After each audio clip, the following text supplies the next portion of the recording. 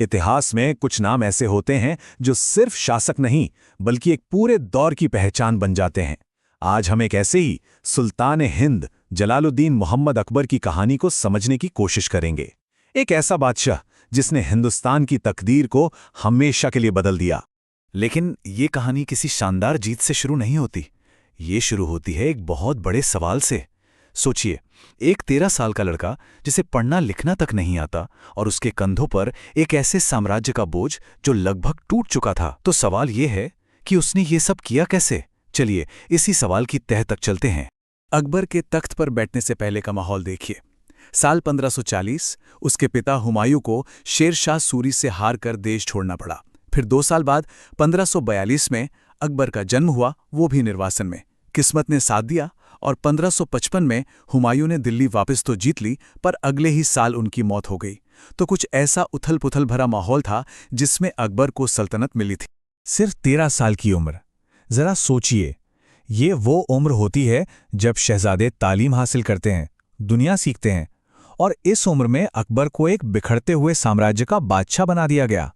ये जिम्मेदारी किसी पहाड़ जैसी चुनौती से कम नहीं थी।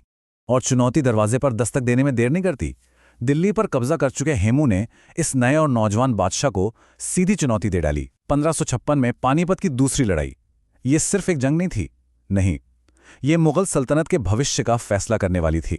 जंग के मैदान में मुगल सेना हार की कगार पर थी।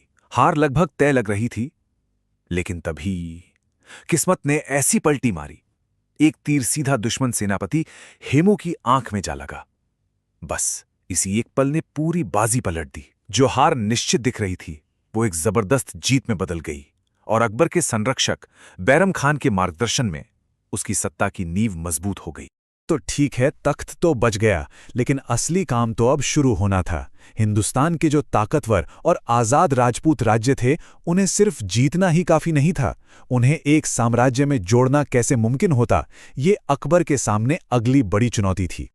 और इसका जवाब अकबर ने दिया अपनी दोहरी रणनीति से।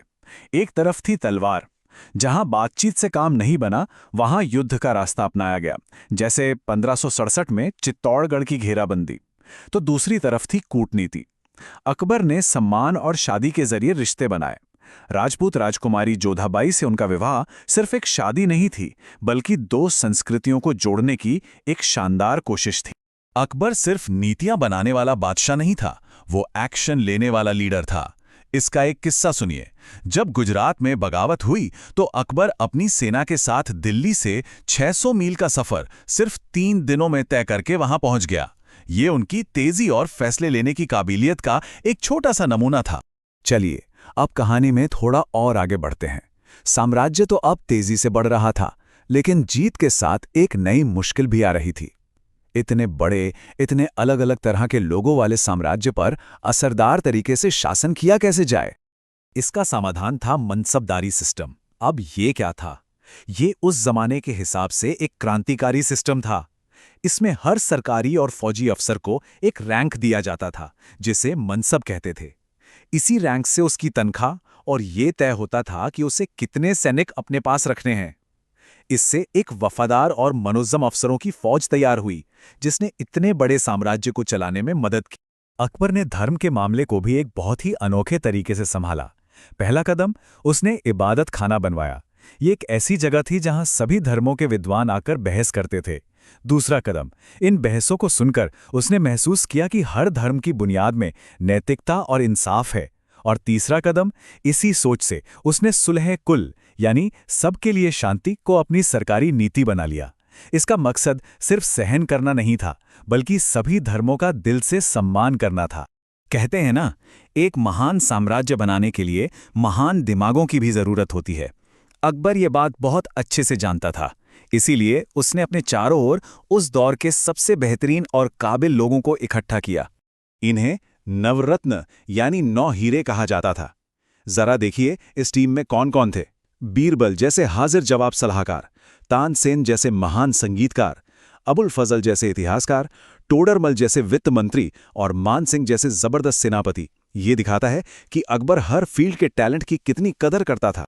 अकबर की विरासत सिर्फ उसकी नीतियों और कहानियों में नहीं है, वो तो आज भी हमें पत्थरों में जिंदा दिखती है।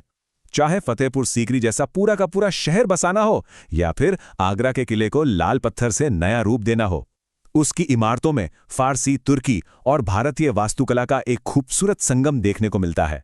ये उसकी मिलीजुली संस्कृति वाली सोच का जीता जागता सबूत है। तो आखिर में हम लौटकर उसी सवाल पर आते हैं जहां से हमने शुरू किया था। एक अनपढ़ शहजादा ये सब कैसे कर पाया?